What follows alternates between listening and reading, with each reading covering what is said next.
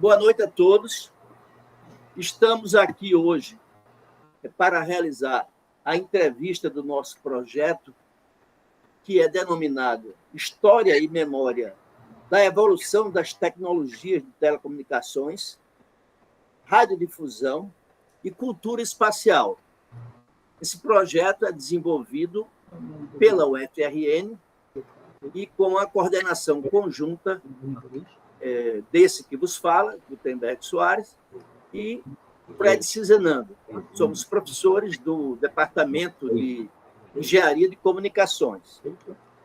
Nesse projeto, as tecnologias serão exploradas na sua história e evolução no Rio Grande do Norte. Fazemos uma ligação entre o passado e o presente com a pesquisa e depoimentos de profissionais que construíram a história de telecomunicações no Rio Grande do Norte e que fizeram contribuições na sua trajetória, participando não somente da operadora de telecomunicações, que era o destaque de telecomunicações no Rio Grande do Norte, a Telerno, como de outras atividades que esses profissionais desenvolveram em outras empresas. Assim, com muita alegria, nós damos boas-vindas a estes profissionais, nomeadamente José Nunes de Melo e Delgondes Pinheiro Fernandes e José Vilela da Silva Filho. Para integrar a bancada de entrevistadores, estamos eu, Gutenberg Soares, Fred Pinheiro e Jason Nascimento. O Jason é nosso bolsista de comunicação e jornalismo, que dá o suporte estrutural de comunicação e documentação deste projeto. Eu agora passo a palavra para que Fred comece a fazer as primeiras interações. Bom, então nós vamos... Primeiro, hoje é dia 9 de maio de 2024, né, para ficar na posteridade dessa data. A primeira conversa, eu escolhi aqui José Nunes de Melo. Foi sorte mesmo, viu, Nunes? Eu peguei aqui, o seu nome estava na frente, viu? Mas a ideia é, como eu coloquei extra pauta, é que a conversa, embora direcionada para Nunes, todos os outros poderão levantar a mão e acrescentar e ficar aquela conversa mais solta, sem muita formalidade, que é um bate-papo, tá ok? Nunes, você se formou na Escola Técnica Federal do Rio Grande do Norte, que hoje é o IFRN, né? E se formou em 1971, né? E começou a trabalhar na COSERN. Com mais ou menos um ano de COSERN, você trabalhava lá na área de projeto de redes primárias, né?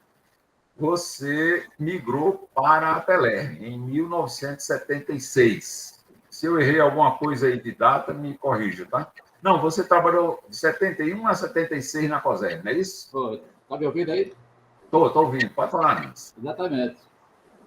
Você trabalhou 5 anos, então, não foi um ano na COSERN, né? Foi. Pronto. Então, trabalhou na COSERN e migrou para a Telerm. A primeira pergunta é como é que foi a sua entrada na Telerm? Houve um processo seletivo? Como foi isso? Rapaz, foi o seguinte, eu estava trabalhando na Telerm, era projetista, que nós assumimos, e muita gente que estava trabalhando na COSERN migraram para a Telerm. E eu fiquei naquela expectativa de abrir alguma vaga, algum concurso, e depois eu tentar realmente ver se o que era melhor, se era a COSERN ou era a Telerm. Como eu vi que a Telerm tinha passado de estadual para a Telebrás e que as telecomunicações iam ser implementadas com maior ênfase de que a energia elétrica, eu já trabalhava há 5 anos na COSERN e eu acho que lá não tinha novidade. A energia elétrica, na realidade, não tem muita novidade. Eu achava que as telecomunicações em si teria sempre uma evolução tecnológica. Aí houve um concurso, eu fui classificado, aí fui trabalhar, e o concurso era justamente para trabalhar na área de transmissão. trabalhei um período na chamada plano de expansão, lá no prédio da Embratel. Trabalhei lá uns 4 anos, mais ou menos, e depois eu fui para a operação. Nunes, falar um pouquinho desse primeiro setor que você trabalhou, tá? Eu tive o privilégio de trabalhar com você nesse mesmo setor, né? Eu me lembro que você entrou juntamente com outros 2 colegas, né? Foram 3 que entraram ao mesmo tempo. Como é o nome desses colegas? Salviano e Francisco Souto. Isso. Kid Souto, né? Kid Souto. Aí, ô Nunes, conta aí como é que foi essa adaptação de sair do sistema elétrico para um sistema de telecomunicações, as primeiras tarefas que colocaram para vocês, como é que esse envolvimento inicial, como é que foi essa evolução sua e essa adaptação lá na área de expansão? Olha, não deixa de ser uma coisa inusitada, porque trabalhar com energia elétrica era um pouco diferente. Eu achava que me empolgava. Quando eu comecei a conhecer o que era telecomunicações, foi através do Morro do Tirol, que era a única estação que tinha em Natal, na época. Eu vi aquele negócio todinho e fiquei pensando que isso daqui deve se repetir em várias outras localidades. E à medida que o tempo foi passando, fui estudando os manuais. O meu primeiro treinamento foi 6 meses depois da minha admissão, foi fazer curso de rádio e telefone. Aí, por aí, foi começando os treinamentos. Aí, quando foi passar para a operação. Aí, na operação, o impacto é maior. Antes da operação ainda, Nunes, eu me lembro... O impacto é maior porque você começa a ter as chamadas cobranças. Na expansão, você simplesmente acompanhava as ativações. E na operação, era manutenção preventiva e corretiva. Eu acho que as pessoas aí devem entender o que é manutenção preventiva e corretiva. As preventivas até que dava para... Era como é que é? Açúcar. Agora, as corretivas era... As corretivas era que a coisa realmente era problemática, porque tinha a responsabilidade justamente de fazer com que as telecomunicações daquela localidade se restabelecessem. Viu, Nunes?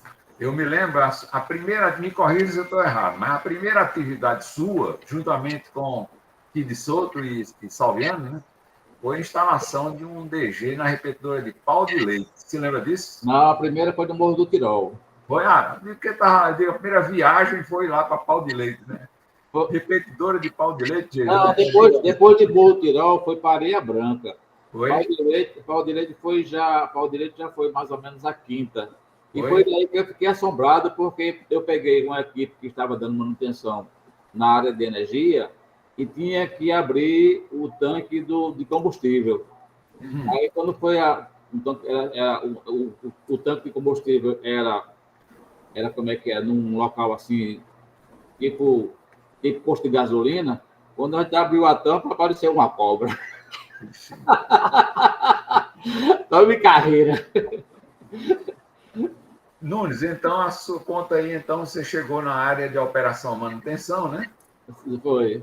E lá é uma verdadeira luta contra o tempo, né? Digamos assim, a gente tinha o referencial para a gente, a nossa meta, né, na Telerm, era o tempo de interrupção de circuito ser o menor possível, né? Então, quando uma cidade daquela saía de trás, tinha justamente os chamados indicadores, e os indicadores que faziam com que as pessoas fossem criticadas ou elogiadas. E tinha o quê? Aqueles que eram realmente cruciais. Era o fora de tráfego, o A13, parece, se não me engano. É isso mesmo, você se lembra, hein? E o restante eram as manutenções. Só que a gente era aquele detalhe. As manutenções corretivas, ninguém recebia elogio. Agora só vinha as cacetadas das corretivas, porque demorou, porque aconteceu, qual foi o problema. Naquele período havia problemas incríveis, porque hoje eu estou vendo o problema lá do Rio Grande do Sul. Eu já vivi um problema semelhante, Nova Cruz, que a gente teve que manter quando a barragem de Santa Cruz rompeu, a única coisa que funcionava em Natal eram as telecomunicações, não funcionava energia, televisão, nada. Até mesmo o problema que não tivesse água, sem água. Aí a gente teve que fazer o quê? Como existia grupo geradores móveis, e a autonomia das baterias das centrais era no máximo de 4 a 6 horas, a gente tinha que percorrer as estações para carregar o banco de baterias e manter o sistema funcionando. Isso foi uma grande façanha da equipe de manutenção no período. Contextualizando um pouco, Nunes, esse episódio, eu lembro perfeitamente que isso aconteceu no dia 1º de abril de 1981.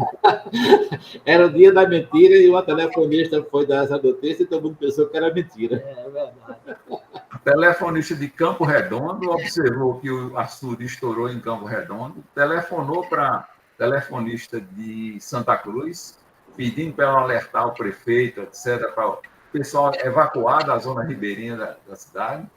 E a menina não acreditou de jeito nenhum, disse que era 1º de abril, que no ano anterior ela já tinha sido enrolada, que não ia ser enrolada de novo, deu um esporro e lá vai a discussão.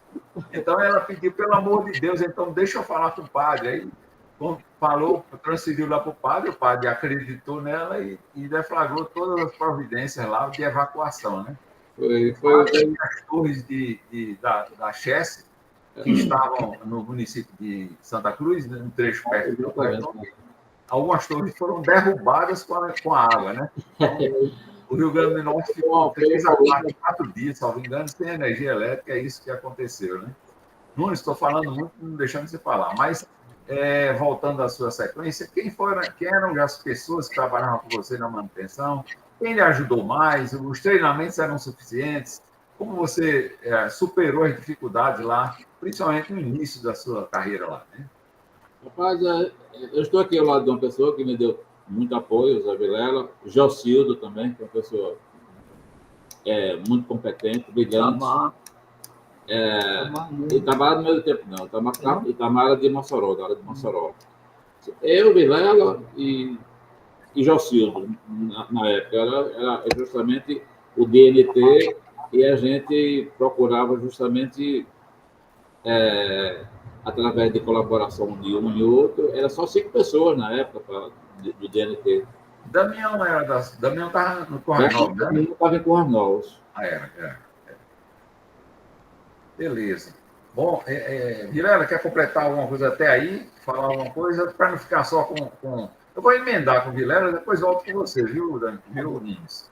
Vilela, você entrou um pouco antes. A sua história é um pouco... Você é mais bandeirante do que Nunes já pegou o tempo melhor, né? Pegou o filé. Conta aí, Vilela, como foi a sua entrada na Telerne?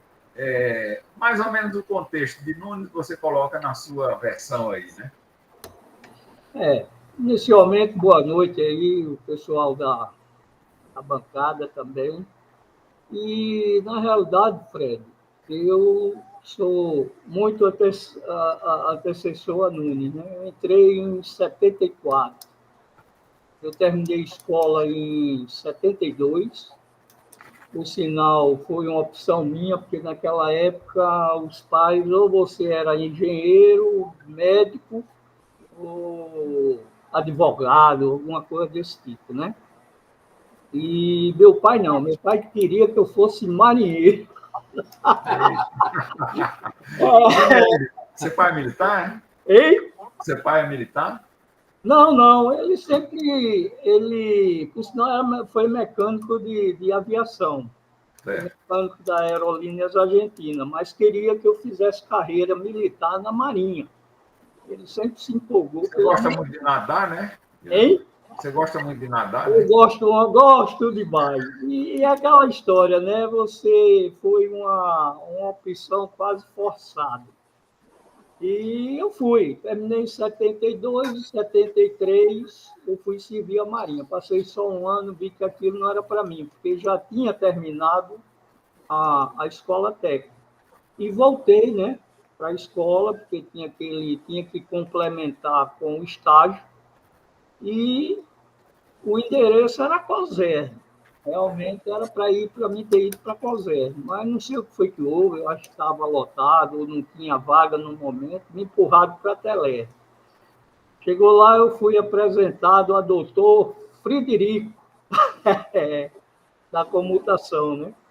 E como o quadro dele parece que estava lotado, a sala dele de Genian eram juntas, ele só fez abrir a porta e disse: está aí, Genian, um estagiário para você. Então, começamos na transmissão e terminamos na transmissão. Meu período... Você começou, era expansão ou era Vilela? Não, era operação, Fred. Eu sempre peguei o osso, desde o começo. Né? Então, daí começamos, e eu tive um grande professor, que foi José Gomes Filho, que você conhece. Alguns não conhecem por esse nome, mas é o Jocildo. Itamar também, Itamar, que chamavam Itamar Andrade, que chamavam ele Itamar Anu, né? Porque era moreno. E, na época, só tinha Itamar, quando eu entrei, e Jocildo. Eram os dois técnicos da área de transmissão. Eu fui o terceiro, estagiário. Então, Dedé se envolvia com vocês também ou ele era só com implantação, Vilela? Como é? Dedé. Sim, Dedé era da operação também. Dedé Demóstenes, que era o operador do Morro do Tirol. Então, Fred, quando eu entrei, Galo Novo, de escola técnica, né? Você sai de escola técnica, meu amigo, você sai zerado. Você sai com muita teoria, mas nenhuma prática, praticamente. Porque até em 72, quando eu terminei, o laboratório lá da escola era aqueles galpões que estavam sendo construídos, aliás, tinham terminado, mas não tinha material didático. Então, ali servia para a gente fazer prova. O professor levava, espalhava todo mundo naquele galpão, que tinha só um quadro modular, para fazer circuito, só. Era a aula prática, às vezes, quando nós tínhamos. Então, eu cheguei na Telerge, rapaz, zerado. Telecomunicações eu nunca tinha visto. Então, o Jocildo abriu, assim, para mim, um esquema. Naquele tempo, era rádio valvular, hein? Todos os equipamentos da Telerge eram valvular. Abriu o esquema de uma caixa de sinalização. Para quem não sabe, essa caixa de sinalização era responsável para fazer, vamos dizer, tocar o telefone na cidade que era transmitido, que funcionava esse enlace. Então, chamava-se uma caixa de sinalização, porque era um transmissor de 10 watts, um receptor, tudo valvular, e uma caixa de sinalização, onde entrava voz e sinalização, transmissão, recepção, a sinalização e o par telefônico. Então, Jocildo abriu um esquema simples, cara. Na época, era o esquema mais simples que havia dos equipamentos da Telerge. Jocildo abriu a caixa que chamava-se caixa de sinalização, mas ela entrava 2 fios telefônicos e saía 4, transmissão, recepção e sinalização para o equipamento do rádio. Quando eu vi aquilo ali, cara, eu fiquei doido. Eu digo, meu amigo, o que é isso? Ele disse, rapaz, isso aqui é uma caixa de sinalização, ó, entra a voz aqui, sai transmissão aqui, chega a recepção aqui, e pronto, vai para o rádio e chama, é feita, é completada a conversa. Eu digo, Jocildo, dá para mim, não. Era a famosa, Fred, a famosa híbrida. Híbrida. Isso, é o conjunto híbrido, né? Que transformar de 4 para 2, se adaptando a sinalização do telefone. Bem lembrado. Conjunto híbrido. Aí eu digo, Jocildo, rapaz, não dá para mim, não. Eu quero ser operador, porque eu só via deboche atendendo o telefone. Alô, fulano, tá. Eu digo, rapaz, eu quero ser operador, não vou ser técnico, não. Aí seu Genian Lisboa Nunes pegou para mim e disse, olha, cara, se você quiser ser operador, não tem vaga para você aqui, não. Ou você é técnico, ou desiste. Aí eu disse, tá certo. Aí meti o aço, compadre. Aí vai, realmente, modéstia à parte, um esforço meu de querer aprender, e meus professores, Jocildo e Itamar, que eram os dois que tinham na época, e que eu aprendi, um pouco que eu aprendi de telecomunicações, eu agradeço essas duas personagens. Né? Nunes também me ensinou muito, mas Nunes é uma outra etapa, foi quando eu voltei também, né? Porque eu fiquei na Telene até 86. Saí valvular e voltei digital, meu amigo. Foi outra complicação, viu? Não foi brincadeira, não. Aí é onde entra Nunes, que me ensinou muita coisa. E, resumindo, minha história na Telene praticamente foi essa. Vivi muitas aventuras, porque é aquela história, você... era muito difícil. Quando eu entrei, eu acho que tinha, Fred, na Telene tinha um Fuscão e uma Rural. Parece que eram as duas viaturas da Telene na época. Depois, quando passou para a Telebrás, né? Aí as coisas melhoraram, aí começaram a aparecer frota de viatura e tudo mais. Mas foi um período muito difícil, até para dar manutenção. E você... Diga. Fala um pouquinho aí dos desafios das repetidoras de Serra do Bico do Arara, de Pau de Leite, etc. Resuma aí as suas aventuras. Terra de Sapato. Isso. Pau de Leite. Explique para Jason o que é isso. Jason está querendo entender melhor isso. Pode falar, Vilela. Como é? Repetidora. O desafio de trabalhar na repetidora. Pau de Arara. Repetidora é o seguinte. Repetidor é o seguinte, são estações intercaladas num percurso de um enlace, vamos dizer assim. De rádio micro-ondas. Um rádio pronto. Então, você tem um enlace, vamos dizer, daqui para São José de Campestre, na época. Então, você tinha que fazer repetidoras para chegar a São José de Campestre. Inclusive, em São José de Campestre tinha uma repetidora que ela, vamos dizer assim, abrangia todas as regiões circunvianças e dali entrava tudo nessa estação para chegar até aqui a Natal. Então, ia por etapa, fazia Campestre, fazia Serra de São Bento. É mais ou menos isso na época, né, Nunes? Santo Antônio, Campestre, Nova Cruz. Nova Cruz, entendeu? Pegava todas essas regiões e se conectava com essa repetidora. Então, repetidora, em suma, é isso. São estações, né, que são colocadas no percurso de um enlace de radiotransmissão, certo? Beleza, Vilela. O detalhe, para entender. Até para Jason situar, é que essas repetidoras são, digamos, normalmente no meio do mato, né? Em cima de uma serra, né? Não tem o conforto na cidade. Então, havia toda uma aventura, né? Para subir, chegar lá, passar o dia inteiro lá, às vezes dormir lá, né? Bom, só para variar um pouquinho a sequência, eu vou sugerir agora a palavra com Gutenberg e Delgondes, depois a gente volta a vocês também, tá ok? Beleza. Gutenberg, com a palavra, Gutenberg. Bom, Delgondes, eu lembro que quando você chegou na Telene, eu era estagiário da área de comutação, né? Eu cheguei na Telene em 1973. Já no terceiro ano de engenharia elétrica, e fui contratado como auxiliar de engenheiro e integrei a equipe de Frederico Lins e Silva Pires, né? E nessa oportunidade, você chegou na Telene.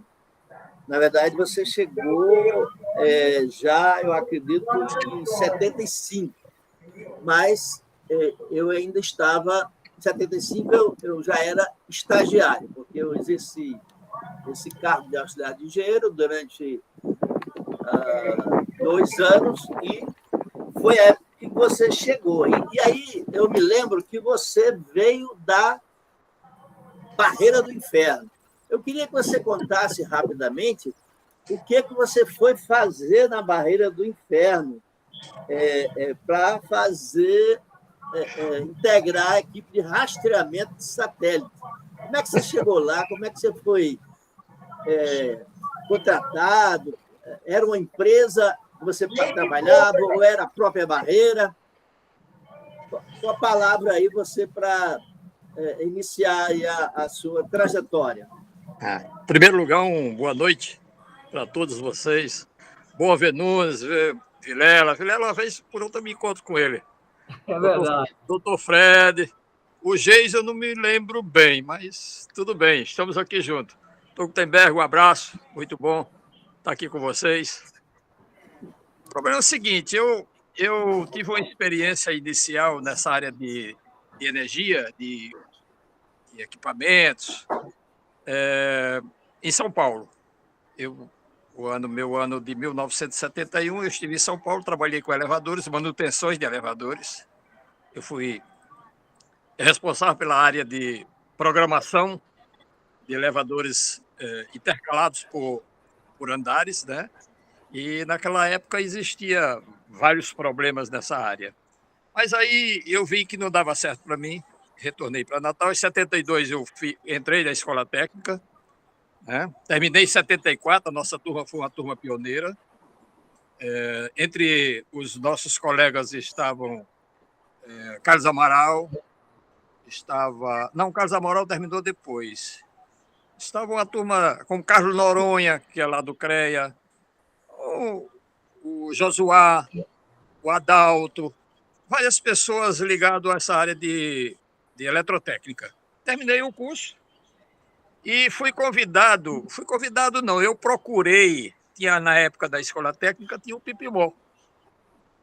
E o Pipimó, Jean Paul Deby, era do INPE, era chefe do INPE, né, na época, estava montando a TV universitária e tinha uma vaga na Barreira do Inferno, através da Smithsonian. A Smithsonian era uma empresa americana que estava sediada na Barreira do Inferno para, naquela época da Guerra Fria, né?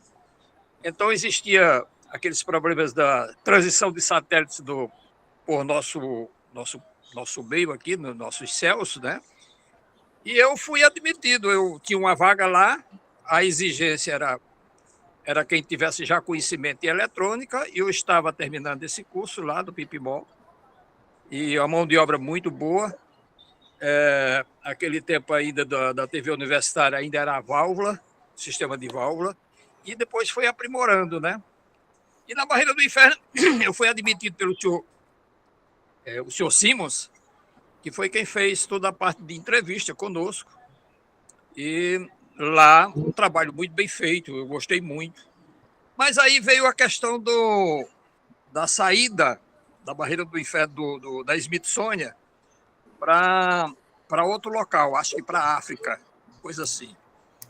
E eu tive que realmente sair. Eu tinha um currículo mais ou menos, levei para a Telerne.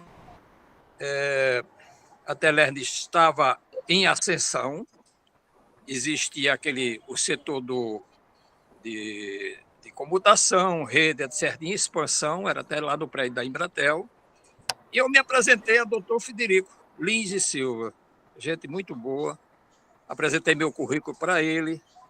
Ele ficou interessado, estava procurando uma pessoa no perfil do meu currículo. E tinha 2 vagas para comutação, que naquela época era dominada ali no prédio da 222, que já estava funcionando.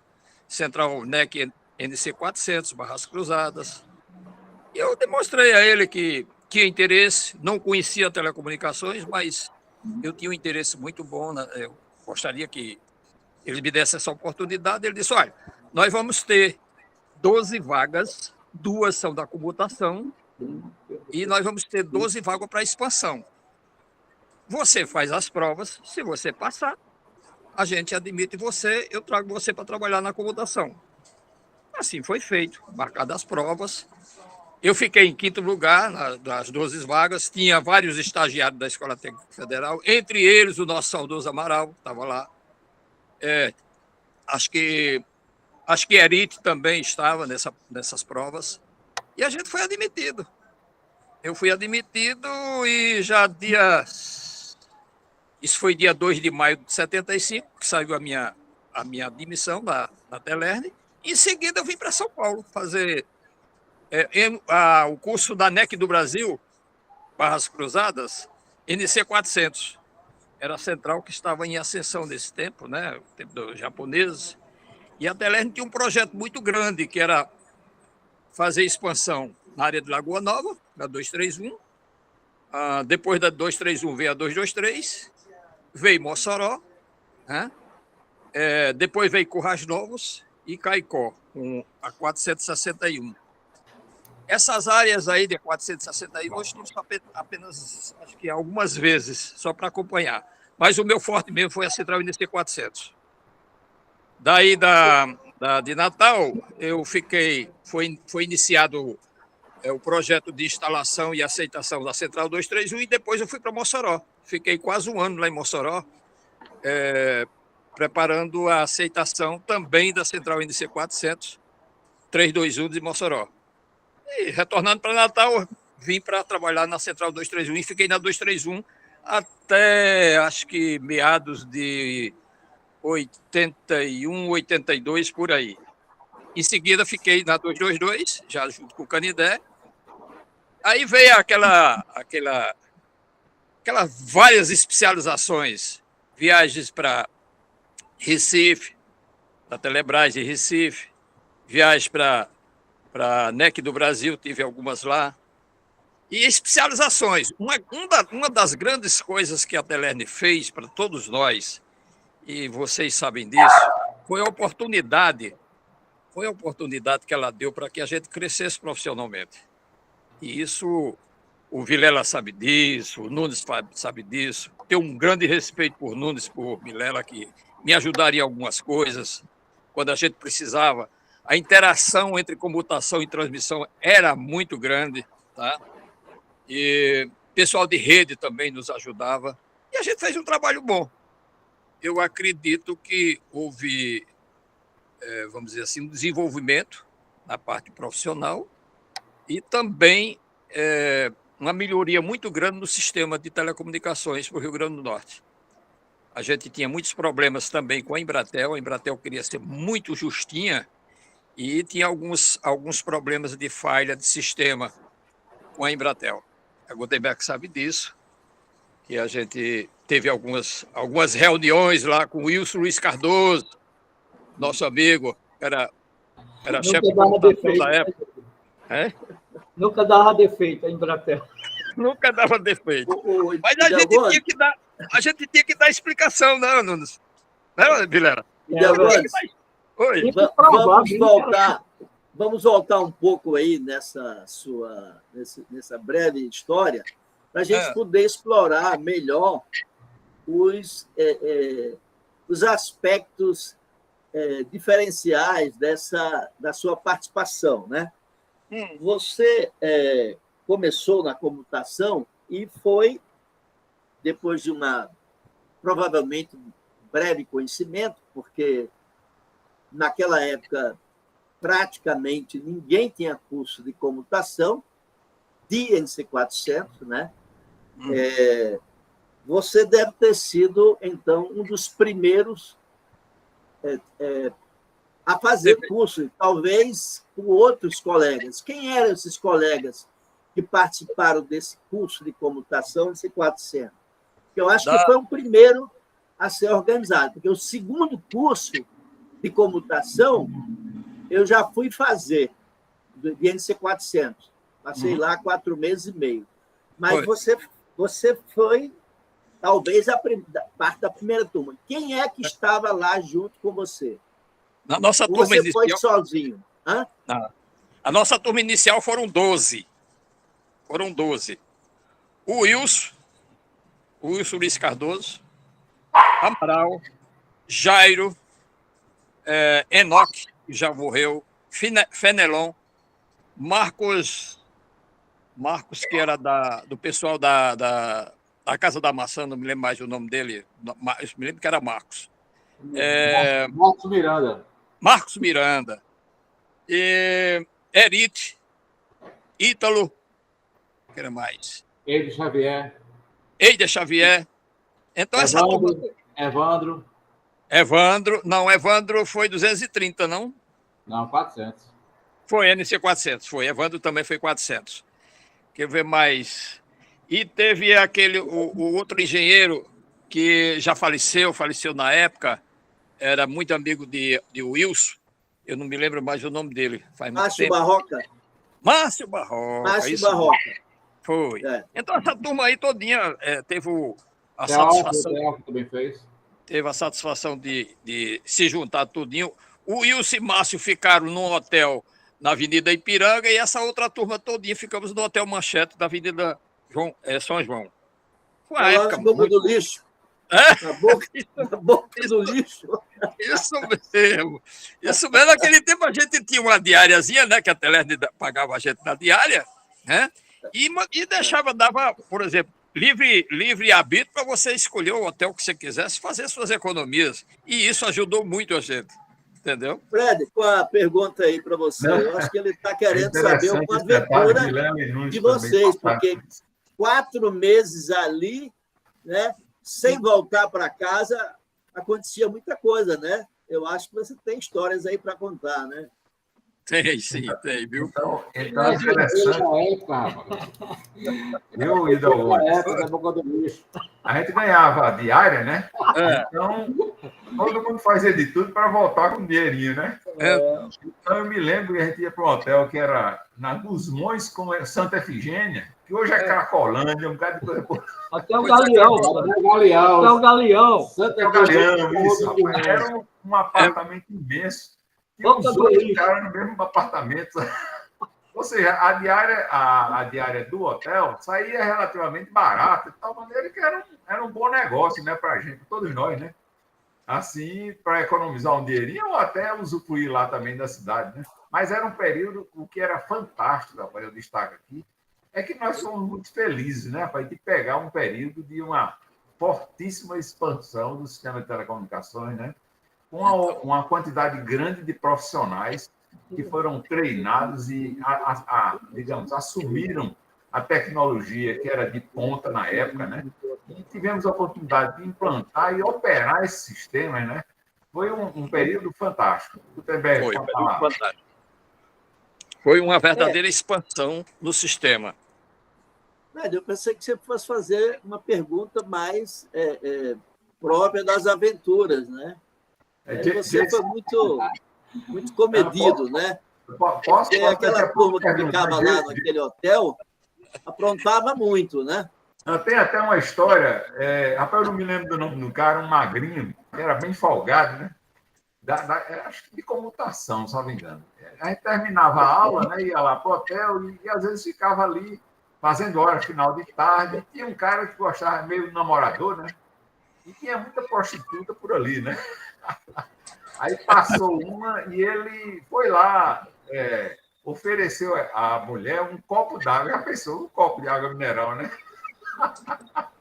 A mulher ficou pé da vida com ele, pegou o copo e estourou na cabeça dele, na frente da turma toda que estava olhando. Sabe? Levou uma vaia danada. E essas aventuras tem muitas outras, né? Pode continuar. É verdade. É verdade. Tem uma pergunta de Jason aí. Jason? Pois não, Jason. Perfeito, é para Eulen Gomes mesmo. Aproveitando, como você tinha mencionado, essa questão das aventuras, eu queria ouvir um pouquinho como é que foi justamente essa sua experiência lá em Mossoró. Quer dizer, por que lá, o período que você esteve por lá, a experiência no geral, os motivos que o levaram a ficar durante o período que você ficou lá. Foi quase um ano que eu passei em Mossoró. Exatamente na implantação da central NC 400. E, paralelo a isso, a central NC 820, que era quem fazia vamos dizer, a interligação entre a central de comutação com a Embratel. Então, era aquela central de trânsito. Né? E lá na central de trânsito ficou o Jairo, se eu não me engano.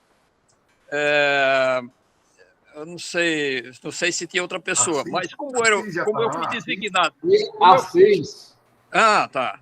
Como eu fui designado por Fujiwara na época, porque fui cedido, eu saí da operação, e Fujiwara, na época, era o chefe dessa área de comutação e precisava de gente para ajudar e acompanhar e decidir algumas coisas. E solicitou a gente que era da comutação, da parte de operação. Então, eu fui designado para Mossoró e fiquei lá, acho que de julho, não sei, julho de 76, não lembro bem, acho que sim, até o começo do ano de 77. Foi quando eu retornei para 231, que ela já estava pronta. Mas foi uma época, vamos dizer assim, de ajustes.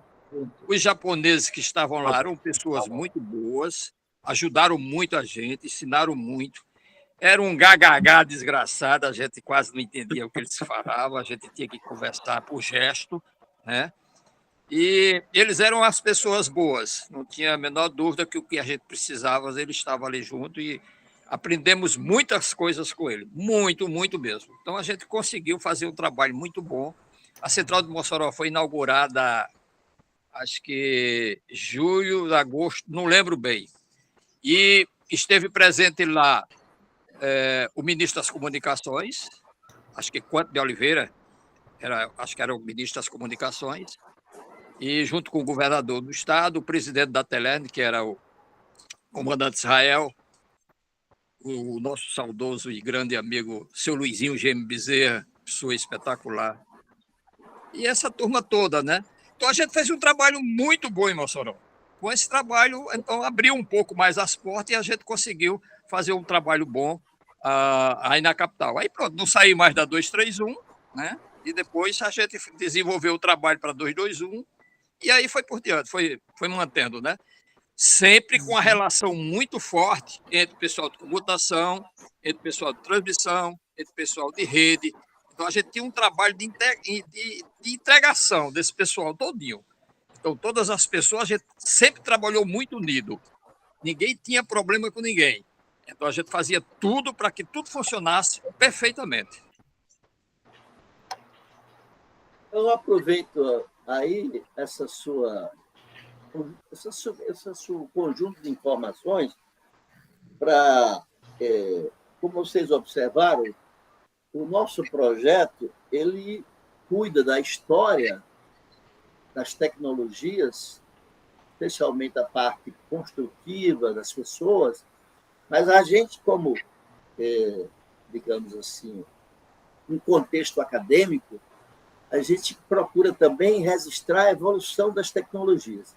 Como você mencionou aí, você levou quase um ano entre a implantação da central, não é?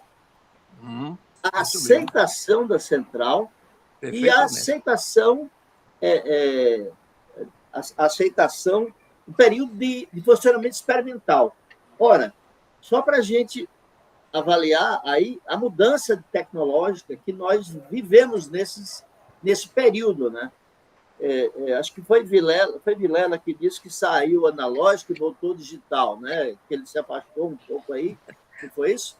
Bom, aí você vê o contraste da evolução tecnológica. Primeiro, a dimensão dos equipamentos. As salas de comutação eram imensas. Direitos elevadíssimos. Barras cruzadas. E você tinha uma necessidade diária imensa para colocar somente 10 mil terminais ou uma central NC 820, que era trânsito da NEC, que era semelhante à NEAX da Embratel, que era trânsito da Embratel aqui, no prédio da Embratel, que você também deve estar lembrado daquelas reuniões que a gente participava, e discussões para discutir entroncamento das duas centrais. Então, veja, nós hoje implantamos e ativamos uma central dessa em muito menos de um mês com a mesma quantidade de terminais. Então, é interessante a gente registrar como vocês passaram por essas tecnologias, tiveram que se adaptar, né? Ou seja, vocês foram pessoas que tiveram que lutar para acompanhar, né? Através de esforço muito pessoal, um treinamento, mas assim, depois dessa fase inicial da expansão, os treinamentos eles reduziram mais. Por quê? A empresa precisou capacitar vocês e durante 2 ou 3 anos todo mundo viajava para fazer curso, 4 meses, 2 meses, transmissão, computação, que era fundamental para implantar tudo, né? E hoje, até na época do sistema móvel, que nós vamos abordar também em sequência, ainda houve um tempo, mas já era bem menor, porque já tinha muita estrutura digital no sistema das CC6, né? Então, quer dizer, foi uma luta grande também de vocês para se adaptar e ficarem competentes do mesmo jeito que ficaram na tecnologia cross-bar, né?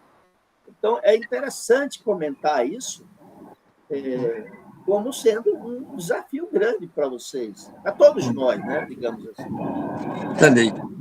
Mas aí eu gostaria de devolver a palavra para Fred, para depois a gente fazer outras considerações para você, mas, naturalmente, também participar de questões para conhecer mais o trabalho de Nunes e de Vilela, certo? Então, Fred, eu devolvo para você, se você quiser continuar com o Delgontes, ou passar para Vilela e Nunes, tá certo? Mas aqui nós vamos percorrer a trajetória de vocês. E Delgontes levantou a mão também. Só para concluir um pouquinho, só com relação a esse lado da mudança da tecnologia analógica, no nosso caso, a crossbar, que era um sistema... na época era um grande avanço da tecnologia, não resta a menor dúvida. Muito sensível a qualquer tipo de poeira, de pó, porque como trabalhava-se na parte de sistema de barras cruzadas, relés, então qualquer tipo de poeirinha ou qualquer coisinha você poderia ter um problema no sistema. Depois disso aí foi que veio, nós até podemos depois lá na frente um pouquinho falar sobre a central AXE, que foi quando houve a implantação da telefonia celular. E eu faço como Vilela. Eu comecei analógico e terminei digital. Uma palavra a vocês. Okay. Vilela? Pois não?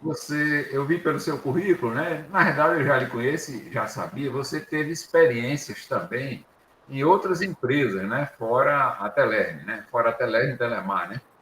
E você citou a questão da migração analógica e digital, né? E Nunes também. E é um detalhe interessante, né? Porque, eletronicamente falando, era muito bonito os circuitos analógicos, né? Assim, por exemplo, o processo de conversão analógico-digital e multiplexação, você entendia etapa por etapa, né? Quando tinha um problema, você analisava o funcionamento de cada etapa para poder deduzir onde estava o problema, né? E, de repente, vinha a frustração, porque tudo aquilo se transformava no CI, num chip só, né? Então, era frustrante, você ia trocar o chip, não precisava mais tanto raciocínio. Mas conta um pouquinho da sua experiência na Ericsson e outras empresas que você trabalhou aí. O que você quiser falar sobre isso, tá? Vilela e Nunes pode complementar.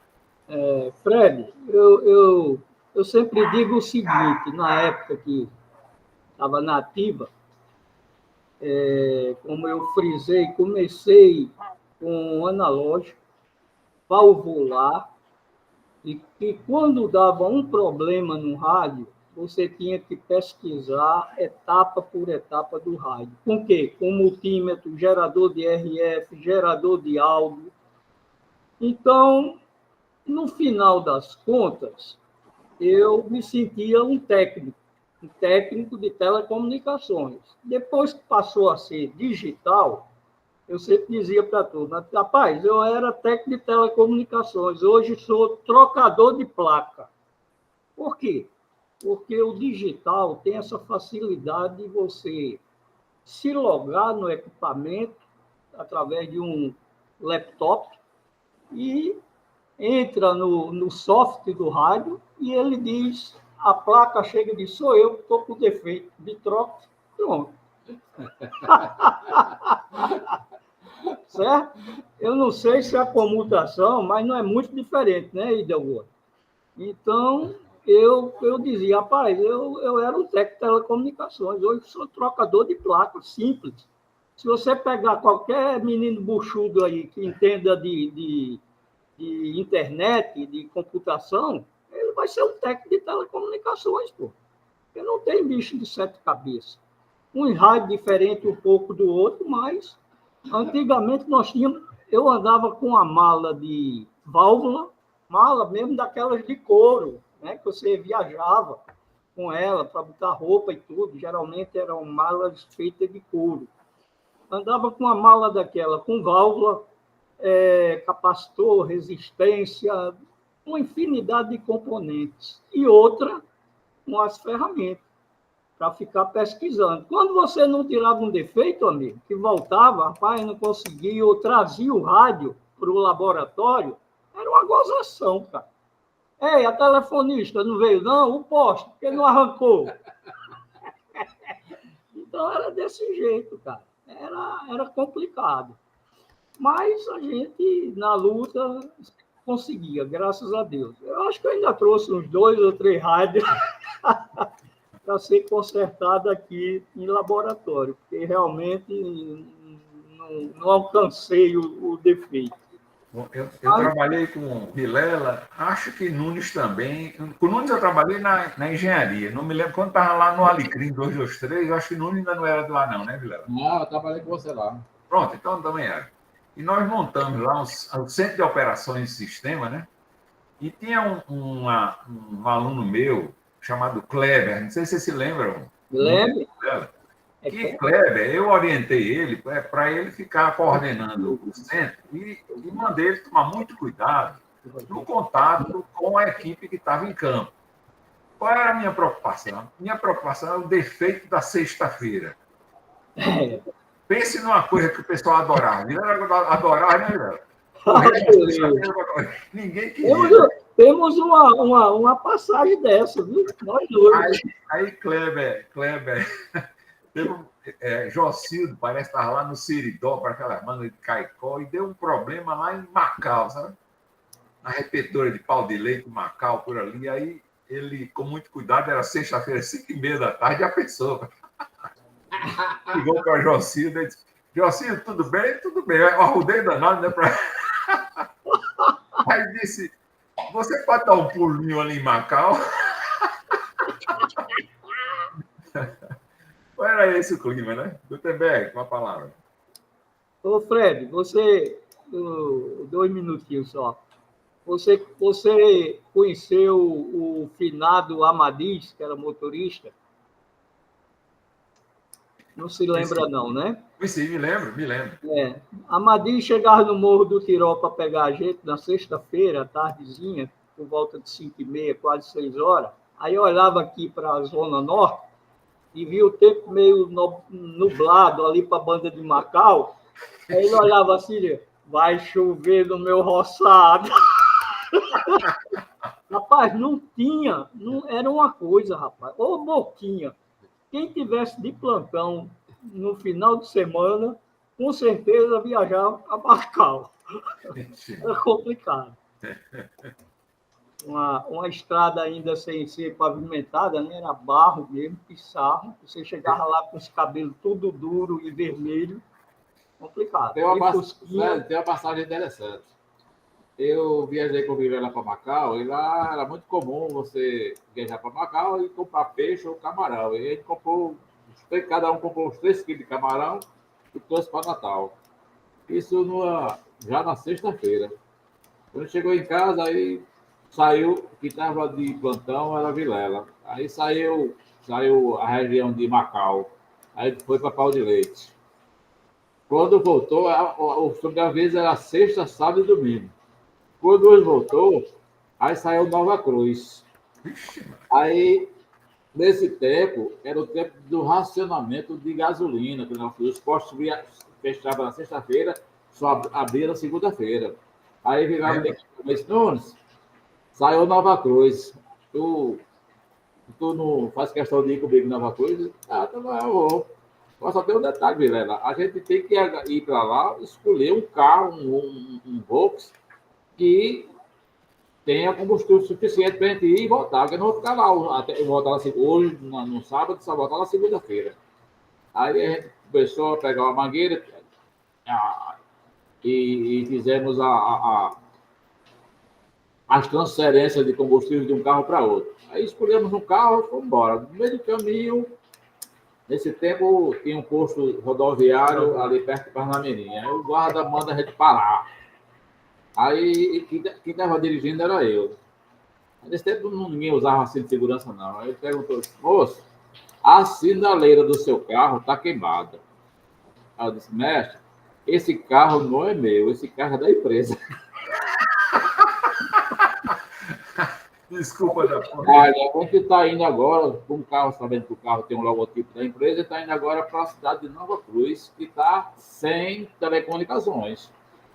Aí eles estão, pela sinaleira, o carro vai ter que ser apreendido. Tudo bem, agora o senhor vai ter que assinar um documento se responsabilizando por todos os equipamentos que tem aqui. Agora, só um detalhe.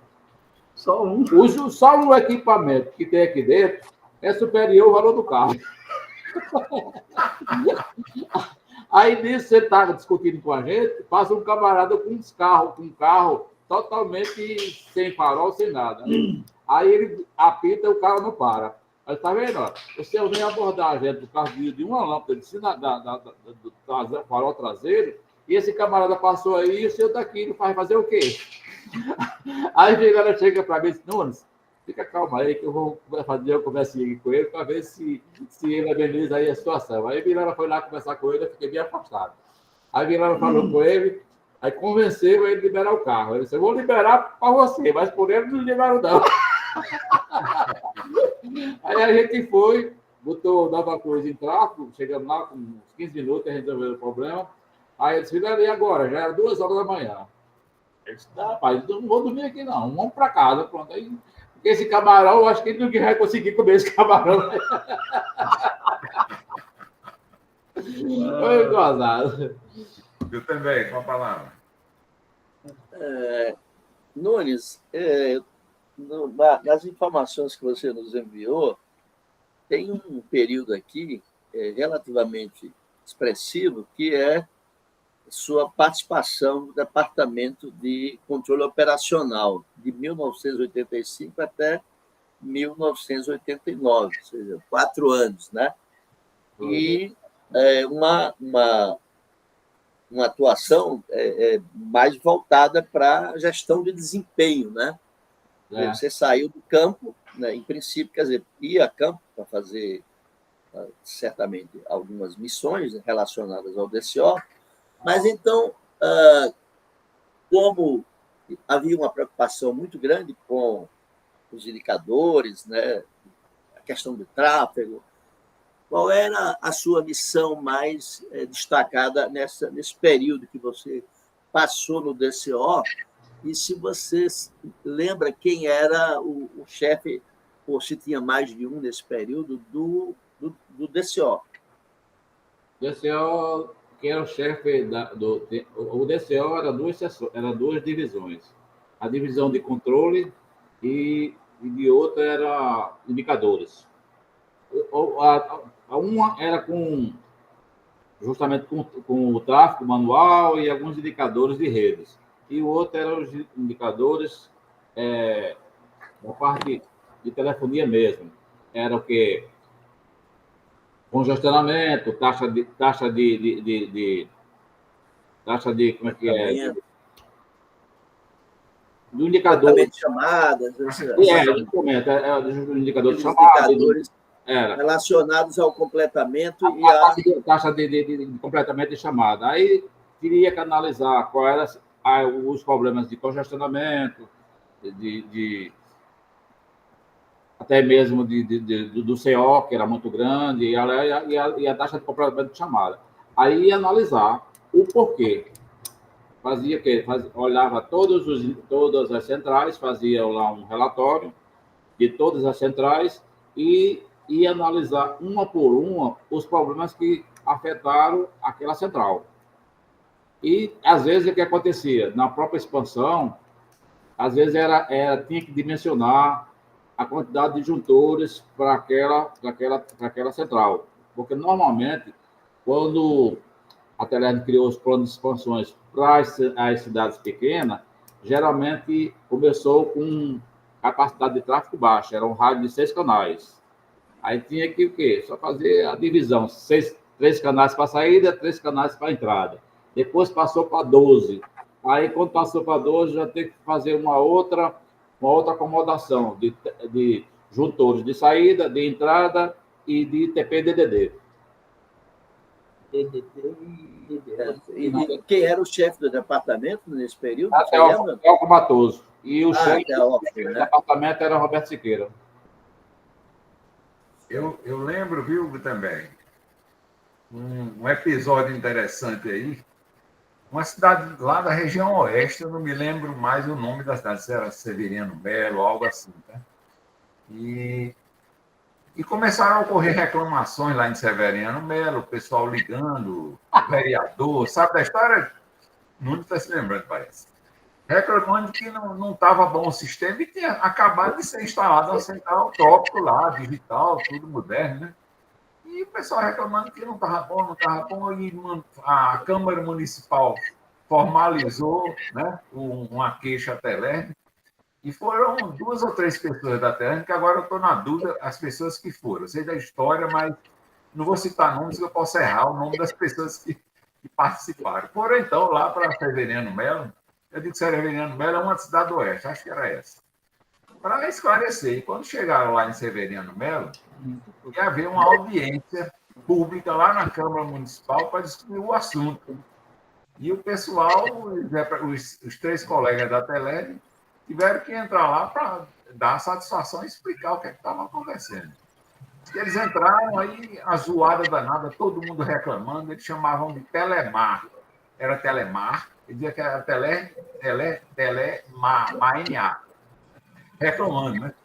E qual era o problema? O problema era o seguinte: eles reclamaram que não conseguiam, dizia que a Telemar tinha uma marcação com a cidade, e que na hora do programa, tinha um programa todo domingo, e a pessoa ligava para concorrer, digamos, se você quer que fulano de tal saia, você liga o número tal, um 0800 tal. Se você é do SBT, se quiser que seja fulano de tal, aí eu ligava outro número, né? Então, a cidade toda, o pessoal pegava esse canal, assistia o programa, e essa ligação era gratuita. O que é que acontecia? A cidade toda, naquela hora, tirava o telefone, ia ligar lá, ou para um número ou para o outro, e congestionava de uma maneira tal o sistema, que nem tom de discar o pessoal pegava, né? Foi esse o caso, né? Claro que o pessoal amenizou o problema, dando um encaminhamento de alguns circuitos que não podiam ir para aquela ligação lá do SBT, né? Porque não deixava nem que as pessoas falassem para outros números, né? Era um problema que amanhecia como acontecia envolvendo toda a cidade. Isso é só uma curiosidade aí. Vou contar uma curiosidade interessante. Na Telerg, quando foi criado o chamado Orelhões, tinha, no caso, nos interior, era um terminal de uma central, no caso, NEC, que tivesse uma mais próxima. Aí pegava um terminal, botava no canal de voz e fazia uma programação para fazer o recolhimento das fichas do TP. Aí tinha, digamos, no caso, Tenente Laurentino, mas era terminal de Mossoró. Aí, na Telerg existia chamado erros em contas. Aí uma pessoa foi fazer uma reclamação na Telerg da conta dela. Aí quando foi lá, foi fazer a vistoria, A inspeção, na inspeção comercial, aí a atendente foi dizer: olha, você ligou para Tenente Laurentino. Aí ela disse, eu não conheço nenhum soldado, quanto mais esse Tenente Laurentino.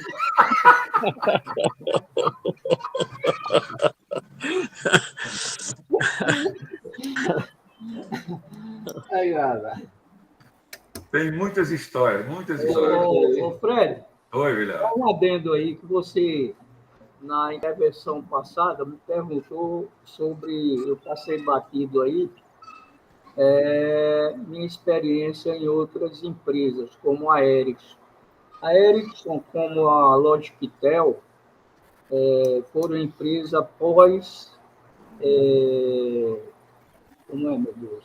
Pós-privatização? Privatização, certo? Mas era o mesmo trabalho que eu fazia na Telerm. Eu nunca saí da operação, essa foi a verdade. Foram 12 anos de Telerm na operação. Saí da Telerm, só vim mudar de profissão, vamos dizer assim, de atividade, quando prestei serviços à Procisa e à Petrobras. E aí foi um serviço só de fiscalização de obras. Era instalação de torre, instalação de circuito. Então, eu não interagia operacionalmente, só fiscalizava, principalmente construção de torre. E quando terminava, eu tinha que subir, examinar, item por item, um checklist, para ver se estava tudo nos conforme, tudo dentro do projeto. Qualquer problema, eu tinha que comunicar e podia até embarcar a obra, sem problema. Fugindo um pouquinho só do assunto, mas é TECOM também, na Petrobras existe uma regra que se chama PT, permissão de trabalho. Você não mexe em nada numa atividade que você não tenha essa permissão para fazer, para executar. Porque aí envolve risco, tanto operacional como outro risco qualquer. Então, você só faz uma atividade na Petrobras se tiver essa PT. E tem um horário. E eu justamente, minha função era fiscalizar isso. Se o cabo estava dentro das normas. Tanto que uma equipe de São Luís do Maranhão estava implantando um rádio enlace, e deu 5 horas da tarde, e a PT só ia até 5 horas da tarde. E ele deixou a corda da torre pendurada. E quando eu cheguei, o cabo ia subindo para tirar a corda. Eu digo, ei, quando é que você vai? Então, eu vou tirar a corda, que a gente amanhã vai viajar. Eu digo, não sobe, não. Ah, rapaz, não sobe. Eu fui até 17 horas. Rapaz, o cara ficou irado.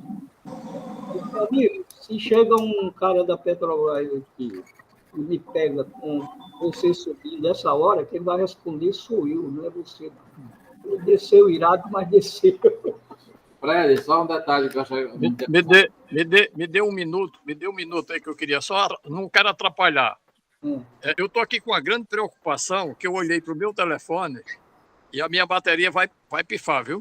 Eu estou fora de casa, eu estou no Rio de Janeiro, tá? Estou aqui numa atividade do aniversário de uma prima, mas eu estou aqui fora no jardim. E agora eu observei que meu telefone está com 5%. Se houver uma queda na ligação, pelo amor de Deus, vocês vão me perdoar. Mas Tem bolo para gente, amigos? Tem. A sugestão é eles explorarem logo, né? Você não tem esse problema aí. Mas eu retorno para Gutenberg e Fred, se for o caso, a gente pode fazer, e uma nova reunião rápida e dar as informações necessárias que for preciso. Vou ficar aqui até a ligação cair. Okay. Então, eu vou retornar para você, Dalgondes. É o seguinte, tem um período muito importante que é a sua atuação na área de comunicações móveis, né? Porque você, Sim. Eu me lembro, eu coordenei na época a implantação da telefonia móvel e todas as áreas da Telerne tinham membros nessa comissão que eu coordenava, engenheiros, técnicos, pessoal de TI, tudo. Era um grupo imenso, mais de 30 pessoas. Né? E você entrou nesse grupo desde a aceitação e você depois se integrou à operação da telefonia móvel, incluindo algumas gerações subsequentes. Né? Então, eu queria que você falasse brevemente sobre isso, né? O que você puder, porque tem muita coisa que marcou a telefonia móvel. Primeiro, a Telerne, na época, foi a segunda capital do Nordeste até a telefonia móvel, num processo relâmpago que foi implantar mais de 5 herbes, uma CCC, várias torres de concreto, quer dizer, era um mundo de coisas. Né? Então, fale brevemente sobre isso e depois a gente, eventualmente, pode fazer um complemento. Estou à disposição, para uma nova reunião, estou à disposição. Para a gente não deixar de ter esse registro, tá bom? Isso, então, isso. Acabe a sua bateria aí, que a gente vai depois voltar para Nunes e Vilela. Inicialmente, nós começamos o treinamento logo depois do lançamento do interesse da telefonia celular no Rio Grande do Norte. Era um grande projeto, né, do nosso presidente, na época, Reinaldo Batista, né? E, em seguida, foram abertas algumas vagas. Eu fui das pessoas, eu, Givaldo, Eider Duó, e acho que Sérgio, o irmão de Martins, nós ficamos 3 meses também em São Paulo, né, na Ericsson do Brasil, dando sequência a esse trabalho. E foi quando nós fizemos os cursos da Central AXE para a implantação aí de Natal. Foi realmente um trabalho muito bem feito, muito bom.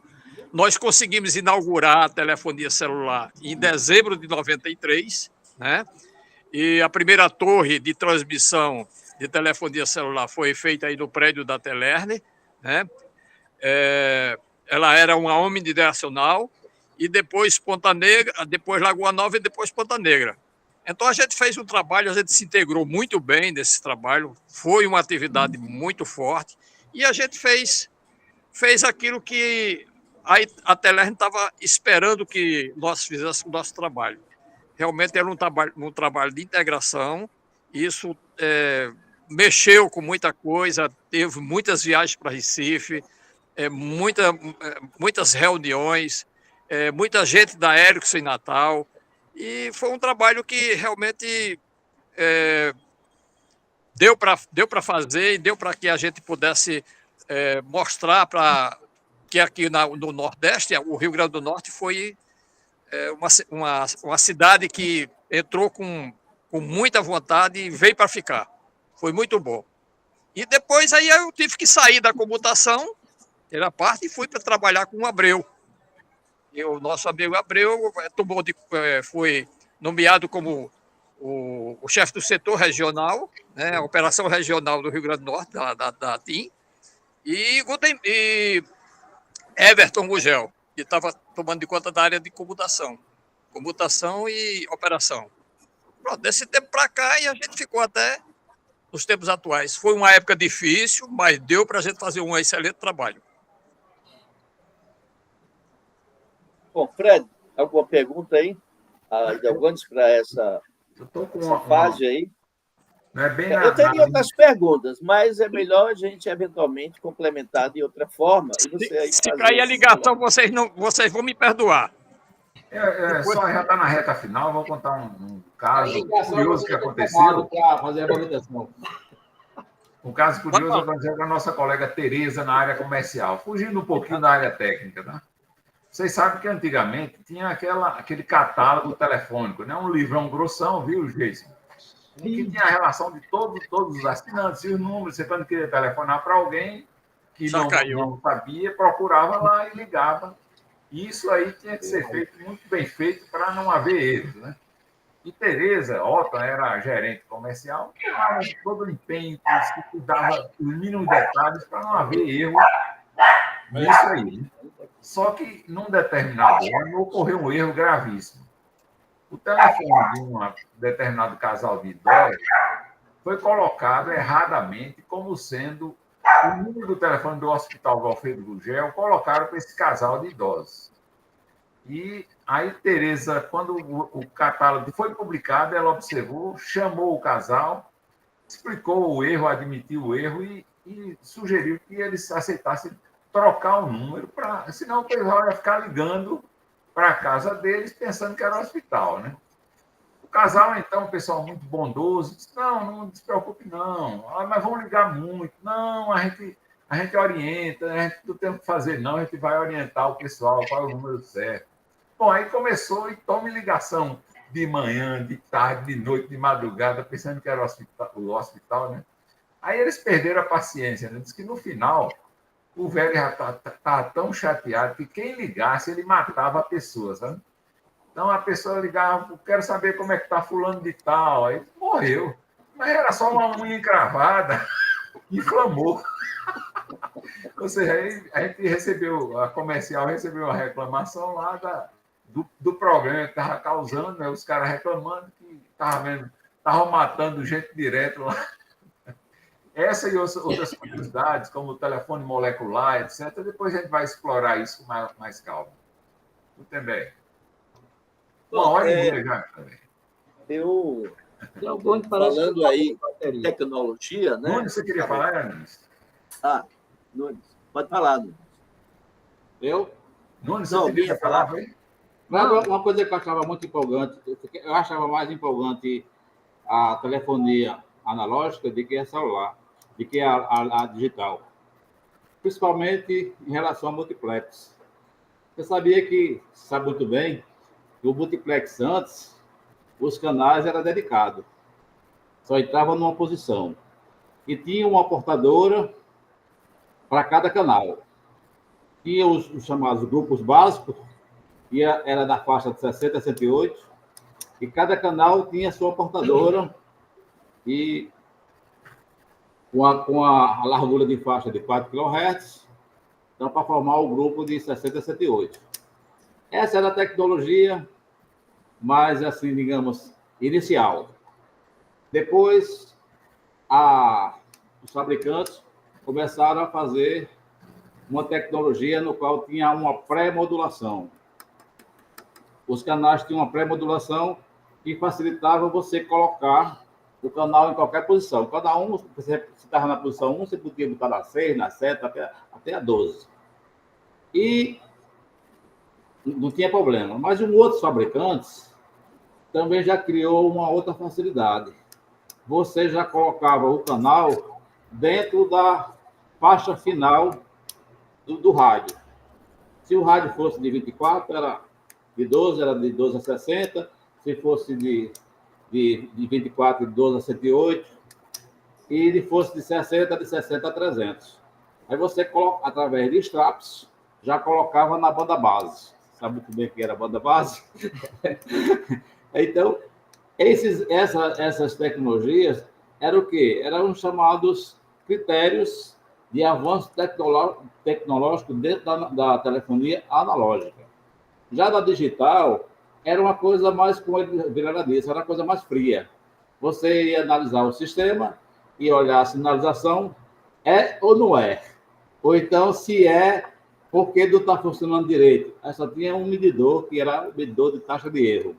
Ou você tinha a sinalização de falha de sinal, no caso do tributário, que fosse 2 mega, ou 8 mega, ou 34, assim por diante. Ou, quer dizer, só tinha esse detalhe, você analisar a taxa de erro. Você não fazia medição no equipamento. Não tinha medição no equipamento. O único equipamento, depois que passou a ser abordado, foi os chamados PCM da Ericsson, que você fazia a programação dos canais, os níveis, aquele nosso nível, que todos os canais tinham que obedecer a determinado nível. -5 para transmissão e 2 para recepção. E isso você ia, se houvesse repetições, aquele nosso nível não tinha repetições, você podia fazer as chamadas acomodações dos níveis do canal. Aí eu achava, no caso, como eu disse, a tecnologia digital muito fria em relação a isso. Você é ou não é?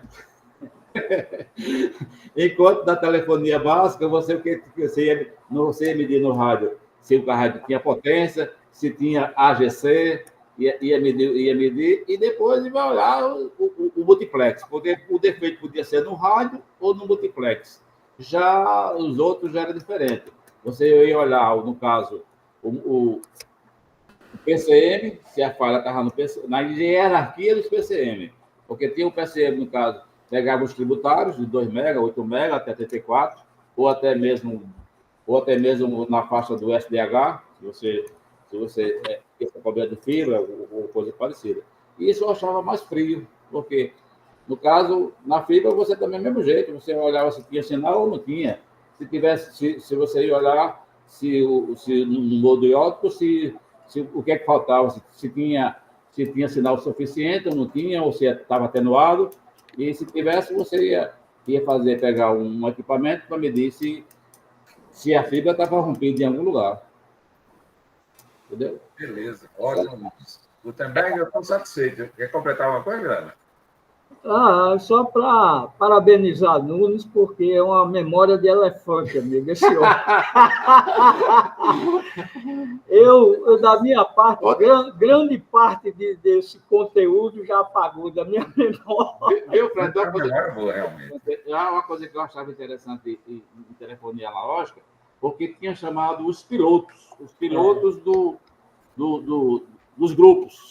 Isso. É o piloto do grupo básico, supergrupo e os pilotos e os pilotos na linha. Aí tinha o quê? A frequência e o nível que tinha que você tem que bater. E isso era uma coisa que você tinha que ser memorizado.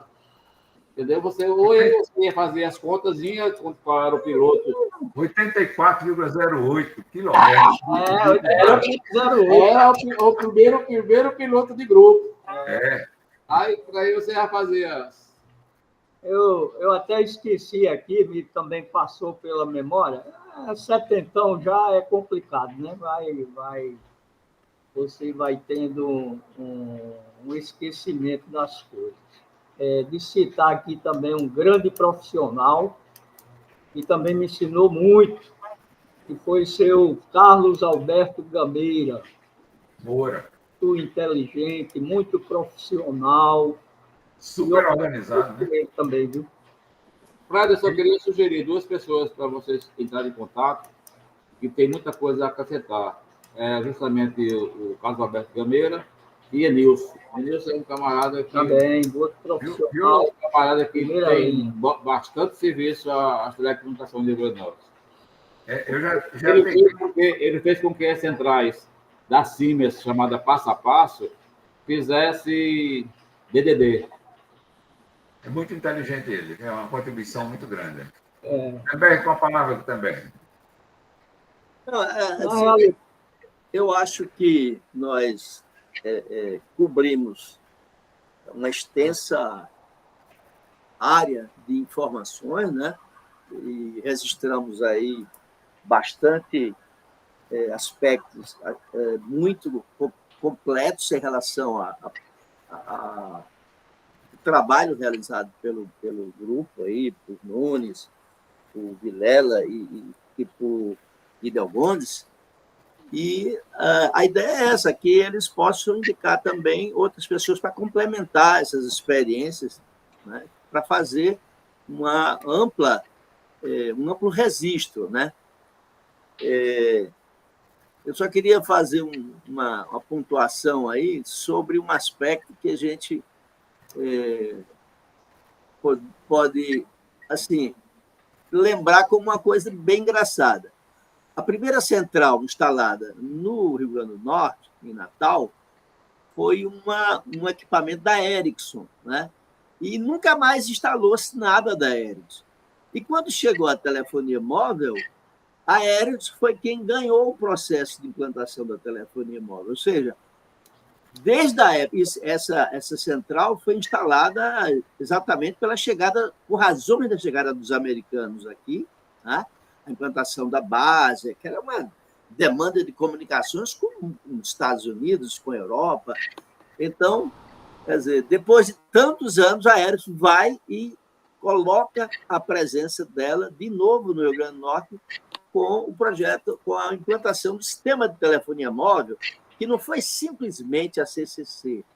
O projeto de telefonia móvel do Rio Grande do Norte era uma coisa integrada, era o primeiro projeto de turnkey feito na telefonia móvel do Brasil, né? Então, vieram, junto com a central, sistemas de transmissão, vários rádios que vocês citaram aqui, né? As herbes, né? Toda a infraestrutura, sistemas de energia, de fontes, baterias, né? E containers. Quer dizer, foi uma mudança significativa a chegada da telefonia móvel e vocês também participaram disso, pelo que eu percebi aqui. Inclusive, teve um outro projeto importante que vocês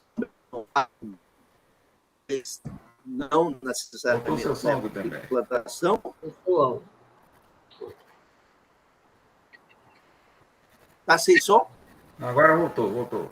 Pode falar.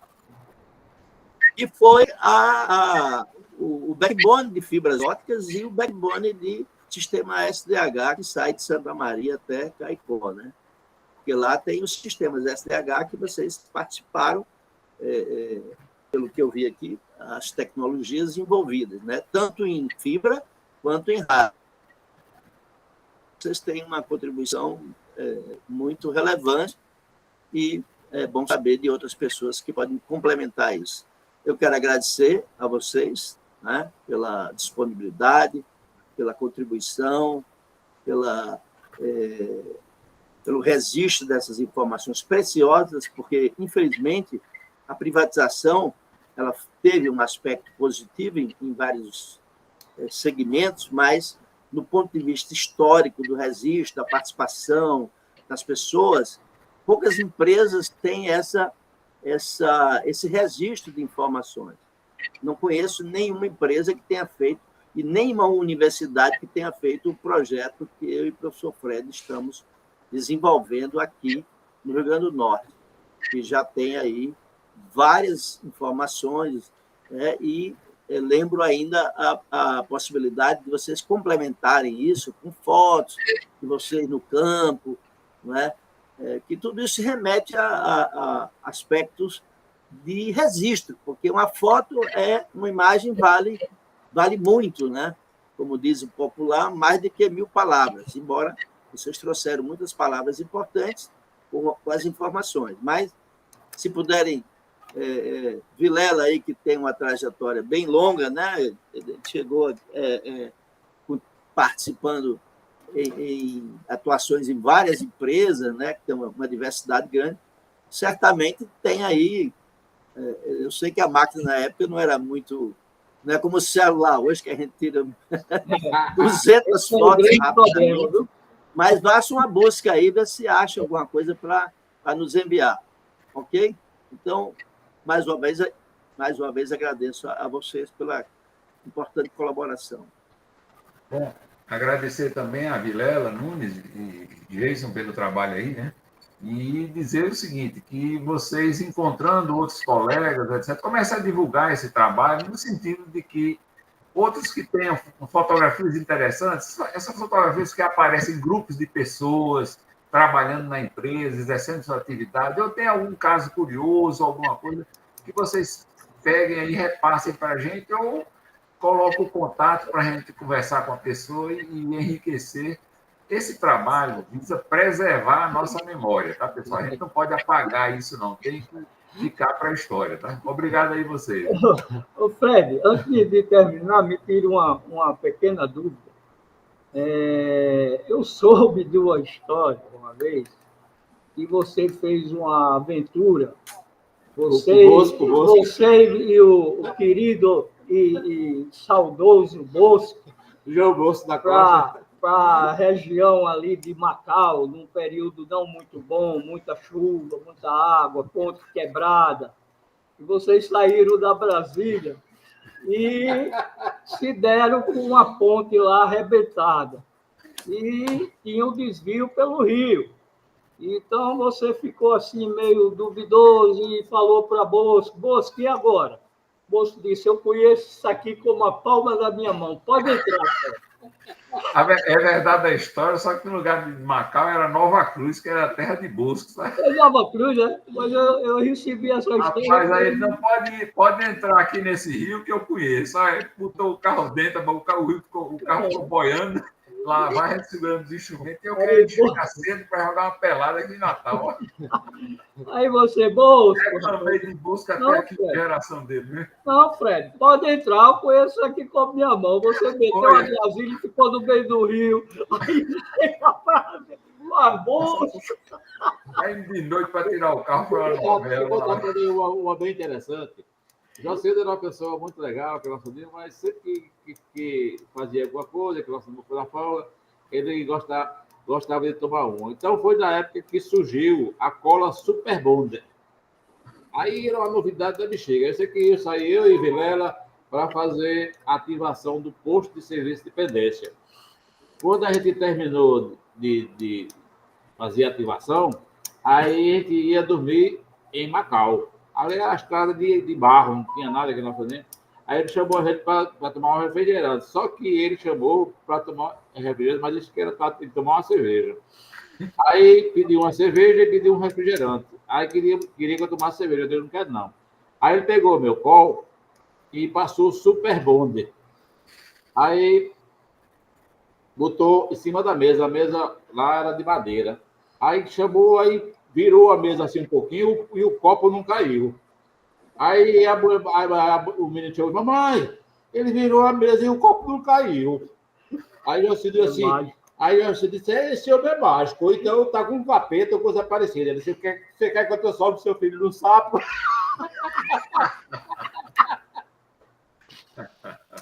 Ele tinha essas coisas gozadas. Quando vocês fizerem uma de causos, realmente causos desse período, eu acho que meu amigo aqui, eu também tenho alguns, mas ele tem eu acho que dá para fazer. Até uns 50. Dá para fazer vamos marcar outras sessões para explorar mais isso aí, viu?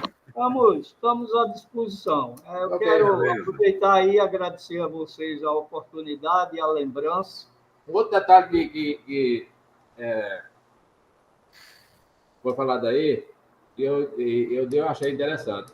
A evolução das telecomunicações das telecomunicações analógicas primária que nós tínhamos, está para o celular. O celular, antes a pessoa era para fazer ligação. Hoje você faz tudo. É máquina de calcular, é máquina fotográfica, computador, é tudo. Então, quer dizer, hoje em dia, o celular é o quê? É o top de todas as coisas. Então, praticamente uma coisa que pior do que a televisão. É verdade. Verdade. Gutenberg, eu acho que estou satisfeitíssimo aí, esse bate-papo, a gente ia até amanhã. E se tivesse uma cervejinha aqui, um Guaraná para Nunes. Toda vida que quiser, estamos à disposição. E vamos ver se a gente ganha a sala. Falar disso, Gutenberg e Fred. Nós do grupo de transmissão, geralmente a gente faz um encontrozinho lá no barraco de Enéas. Você lembra de Enéas? Enéas, funcionário da Tele? Sim, empregado da Tele. Lembro. Ele tem uma galeteria lá no satélite. Geralmente a gente vai ver esse programa agora para ou maio, final de maio, ou junho. No passado, até Dagmar apareceu. Opa, avise aí que eu vou. Caramba. É bom, porque a gente conversa, tira aquelas coisas de gozações do passado, revive, porque ele está na idade de reviver as lembranças. Ei, então me avise, viu, para confirmar. Okay. Tá bom. Pronto, também. Ok, pessoal. Boa noite a todos, então. Boa noite. Ei, obrigado, hein? Tchau, gente. Boa noite, pessoal. Não de desligar, gente. Rapaz, você tem cara de humorista.